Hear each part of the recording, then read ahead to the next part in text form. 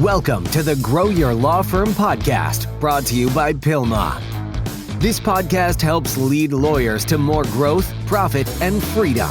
Here is your legal marketing expert and host, Ken Hardison.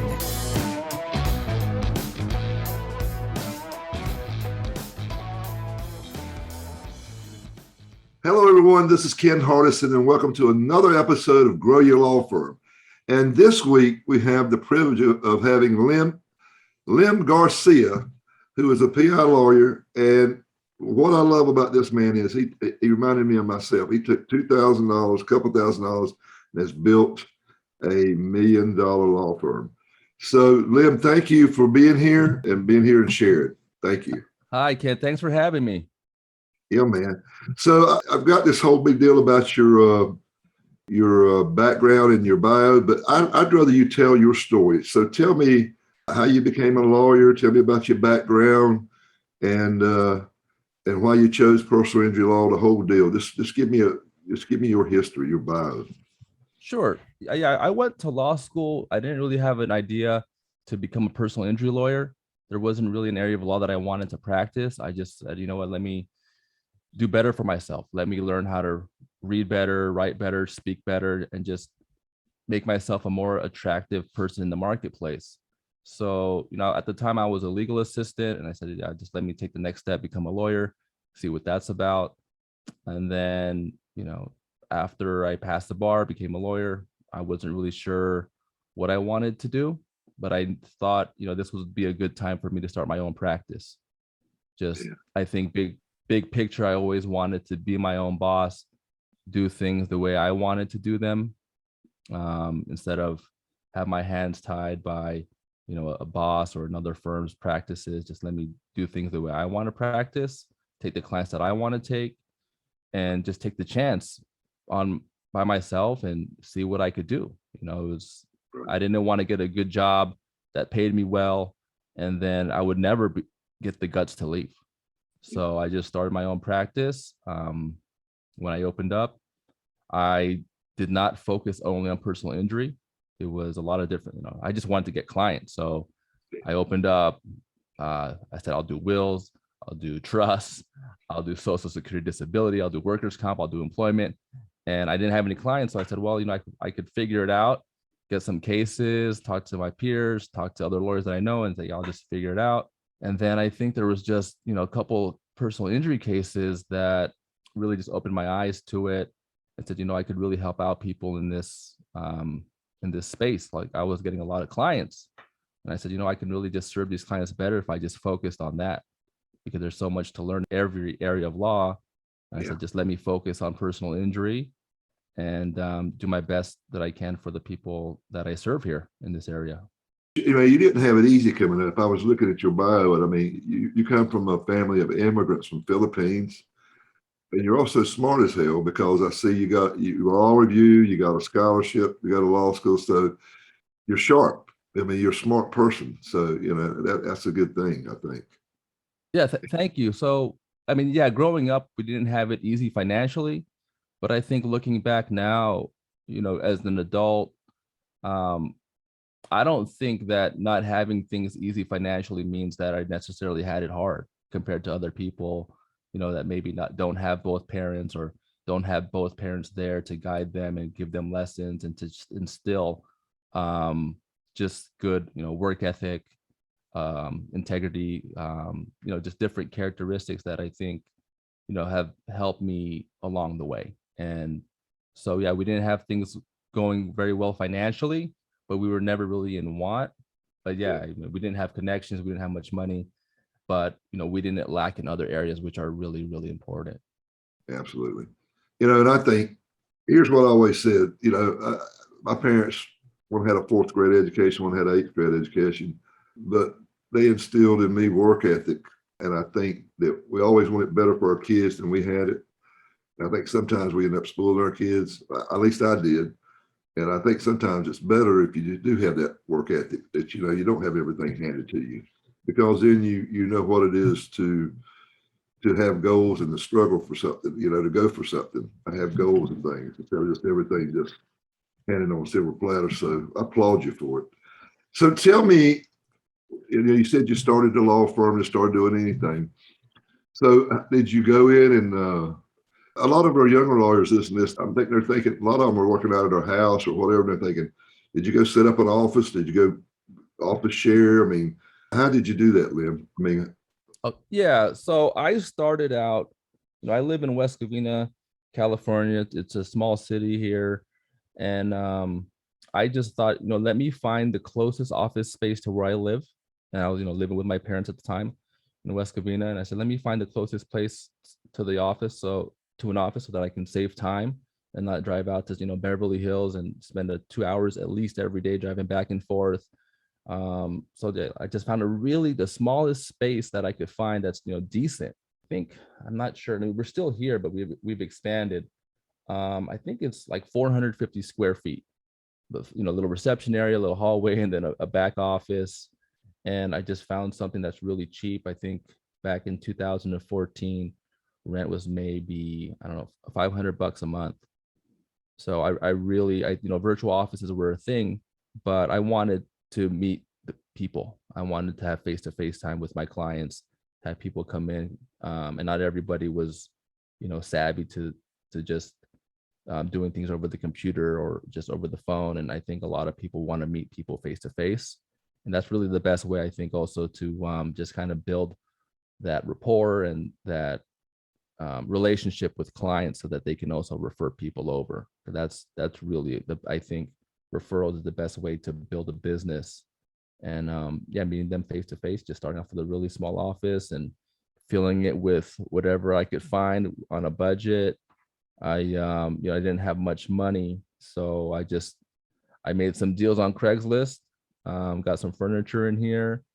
The furniture that I'm not sure, I think they were asking for like 1,000, and I said no. And then I was with my dad, and my dad's like, just offer him $200. And I said, all right. And then they took it. So we got a bunch of old furniture from a previous lawyer. I think he had passed, and his kids had the furniture and they were selling it. So I said, great. It wasn't really my favorite looking furniture, but it's like, hey, it'll get the job done, and it'll, I was young. I was like, 30, was I like 32 at the time. So, some nice looking mahogany furniture would make me look like I had more experience than I did. Yeah. So, you're known for your top-notch personal service, and you were talking about it right there, relationships, because we do know that all my best cases ever came from referrals from old clients.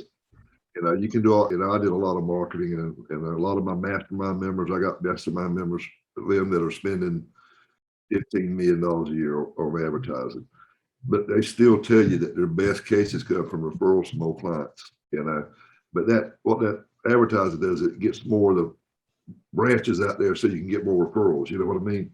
But getting back to my real question, do you do anything special to create this personal service and personal touch, building these relationships? I mean, what kind of tips can you give our viewers and listeners out there about creating this deal to get referrals, that personal touch?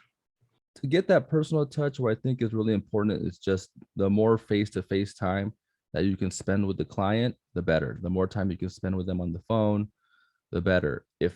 When you're meeting with them, you can tell that they have an interest in something. If they say, if they're proud about the job that they do, or, it seems like they want to talk about sports, you talk to them about those things. You get interested about your clients. You talk to them about their job, about their kids, and you just build that relationship with them and share some stuff about yourself as well. That's just how you build a good relationship with a client. I think just getting that, peeling a layer back, it's not just a transactional thing where, okay, you have a good case, let's take it and let's do a good job for you, move on. Let's peel that layer back where we get a little bit more personal and talk to you, like, who are you as a person? What makes you tick, right? And then if they show an interest in you, you share as well, like whatever you feel comfortable sharing. They'll appreciate that. If you have a similar hardship as a client and you share that with them, they're going to feel, closer to you.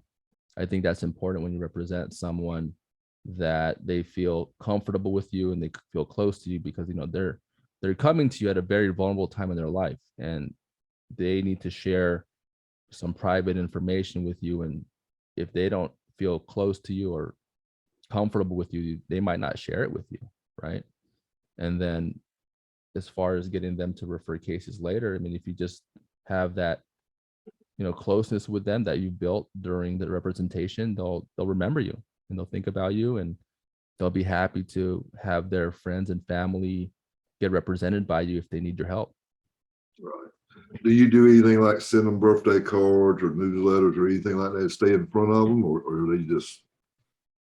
Yeah, definitely. We want to stay top of mind, so we do send them emails every, I think, like every holiday, or if their birthday, we send them like a little, message that says hello to them, happy birthday, or just wishing them well at every occasion. I mean, we can definitely do more of it, and I would like to, but it's on the to-do list along with a lot of other things.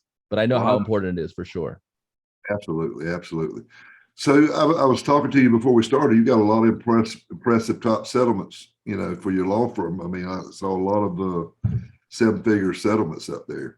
How do you attribute getting these types of cases? And you started in 2014, so it's been 7 years, right? Yeah, so I think we've been able to get these cases because everybody that comes our way, whether it's just a short phone call and they're asking for help, or if they have just really anybody that calls us or that has been represented by us, we always try to do what's best for them and really just build trust with them.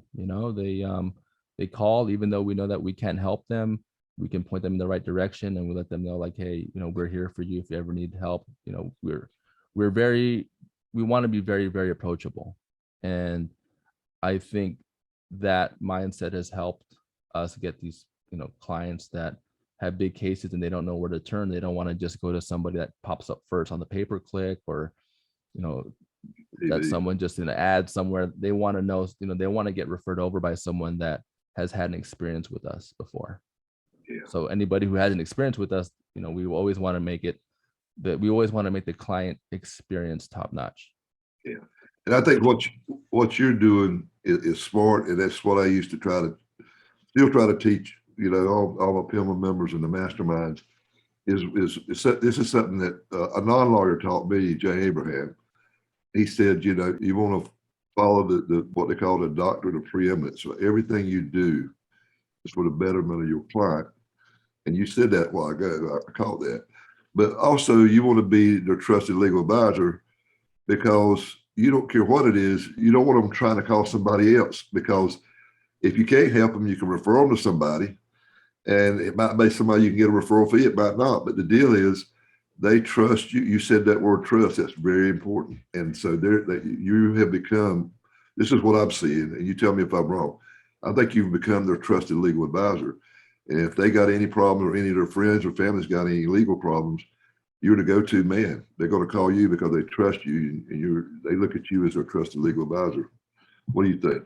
Yeah, no, you're exactly right. Trusted legal advisor. I like that. I don't think I've said that to clients, like, hey, I want to be a trusted legal advisor, but I think that's definitely what we aspire to be with everybody that calls us. If a stranger calls us, we want them to feel comfortable, like, hey, those guys were really helpful.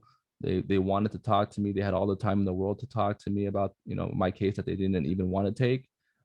They just really wanted to help. So, a lot of times we talk to people, and I know, or the staff knows, that, we can't help them, but we give them, as much as we can. And those people have turned into clients. Like, they've saved our number, and they've just typed in lawyer, like local lawyer that I should call, something like that. And something has come up, and they call, and, we're able to help them out. Yeah, I used to put it in all my newsletters. I put a little block in there, and I said, we want to be your trusted legal advisor. If you got a case or fans, call us. If we can't help you, we'll find somebody that can. Because this has actually happened. I had a lawyer that he lost a asbestosis case, which he couldn't handle, but he could have probably got a 7-figure referral fee, because person that he had done a lot of work for said, well, I just didn't think you did that. So I called this guy, that was advertising for it. But if he had created that trusted legal advisor like you, he would have got that referral fee even if he didn't handle a case, because those are always multi-million-dollar cases, right? What I hear. I mean, so You never know. No, I love that. I need to take that. I'm going to put that on my email signature block. I'm going to take that one. Yeah. So if you could give a young lawyer a piece of advice and they're starting out their practice, what would you tell them? If I could give someone starting out some advice, I think I would tell them to expect that it's going to be a bumpy ride. It's going to be a roller coaster. You're going to get a couple clients, great. You're going to think they're going to want to sign up. And then last minute, they might back out and say, you know what? I talked to my friend and he had somebody for me. So I'm going to go with them. Or you're going to, have a client that you think things are going well. And then one day you're going to get a fax in the mail saying that you got subbed out. And these are things that are very frustrating. You can really ruin your day, but big picture, just think about it like this is supposed to this happens. When you help out a lot of people, there's going to be some people that are going to back out, get cold feet, or then might sub you out one day, and you just have to take it all in stride. You can't let that bog you down or make you want to quit, or there's going to be so many things that happen, and you just have to take it all in stride. Yeah, I call it, you got to have perseverance, don't you? Perseverance. That's perfect. Yeah, I just sum it up. Persevere through everything that life throws your way. In the law office, in the personal injury business, there's, I think, just so many things that you have to persevere through. Yeah. And so you got a journalism degree in undergraduate, right? That's right. Yeah, majored in journalism. Yeah. So what was it that triggered you to go to law school, man? Well, I majored in journalism because I wanted to learn how to write. I thought just, that's a good life skill to have. I Right. wasn't thinking about, let me find the best way to make some money. I just wanted to find a way to write. And maybe, I was really idealistic back then. I wanted to make the world aware of all of the problems with the world and what we can do. I wanted to write about those things. And, I think at some point I just realized I was just being an idealist. It wasn't a lack of the information being out there. It was just, everyone's just too busy with their own lives, caring about their own lives, which, that's perfectly fine. But yeah, I was really just idealistic when I was younger, I think. And I said, well, you know what, maybe, I could serve people better if I really just get more skill doing something on a one-to-one basis. Right. And a lawyer, you do that. People come in, they have problems and you fix them. So I said, well, let me go to law school and see what I can do with that. And that's exactly what we're doing now. I'm doing now. People come in, they have a problem, and we see how we can best solve their problem. So I asked you about giving advice. What's the best advice you ever got when you first started practicing law, or in the last 7 years?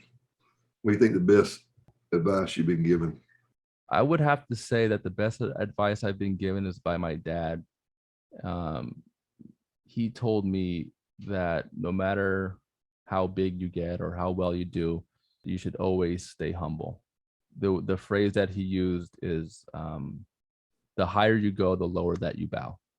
Right. And I think that just really helps out in a lot of areas, not just my personal life, but business with clients. I think it's really important just to make it clear that that you're no better than anybody else.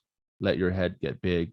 When I think it's really easy to let your head get big when everyone's telling you how great of a job you're doing for them, or you get a big case resolved for them and everyone's telling you how great, and then just really everyone's just telling you how great you are. And it's, you have to remind yourself that you're here to help other people. Yeah, my dad said it, don't forget your roots. Don't forget, that's the same thing your dad was telling you. You don't forget where your roots are from. I mean, the bigger you get, the harder to fall. And more people go after you, I will tell you that too. People get jealous. And it's funny, Lem, I don't know if you've seen it. You've had a lot of big cases.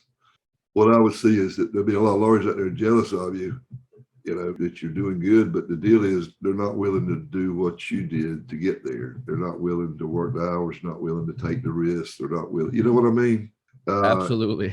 you know what I'm saying? I see that a lot. You can't let that bother you, because you can't please everybody. Just like your father said, be true to yourself, be humble, do the right thing. I told all my staff all the time, I said, you talk to our clients like it's your grandmother. If you wouldn't put grandma at the end of it. If you wouldn't talk to your grandma like that, don't talk to our clients like that, because but for the grace of God go you. You never know. That could be you. Yeah, because these people are scared. They're upset. Some of them are in pain. When you get in pain, what are you? You're ill. You're cranky. Right. That's just, I know I am. When I got a bad cold or something, I'm not a pleasant person to be around. I just want to be left alone. I want to go to bed and leave me alone. And I'm sure if I've had some pains before. I had a herniated disc, and I really didn't want a pleasant person to be around. Just to say that, Yeah, absolutely. But yeah. So, anything that you would like to leave as a parting words of wisdom to our listeners about anything, marketing, managing, growing a practice, anything at all? I would say that to be patient and work hard at the same time. Do what's right for the big picture. Don't be in a rush to get the big cases. Don't be in a rush to settle a case.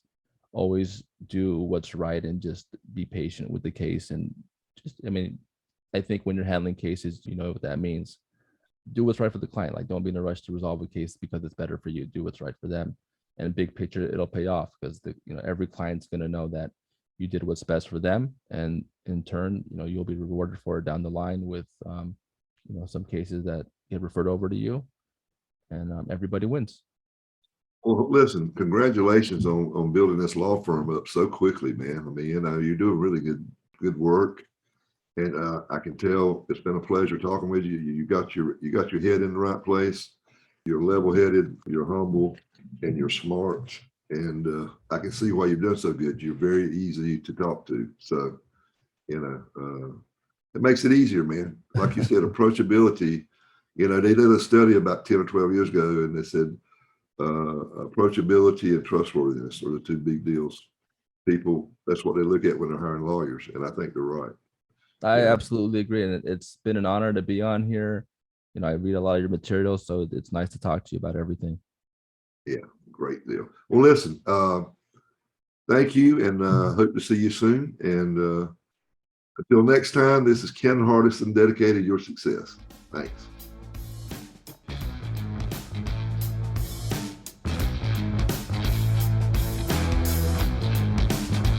You have been listening to the Grow Your Law Firm podcast, the podcast that leads lawyers to more growth, profit, and freedom. Go to growyourlawfirm.com to find more ways to market and manage your law firm. Please leave us a rating and review wherever you listen to your podcasts.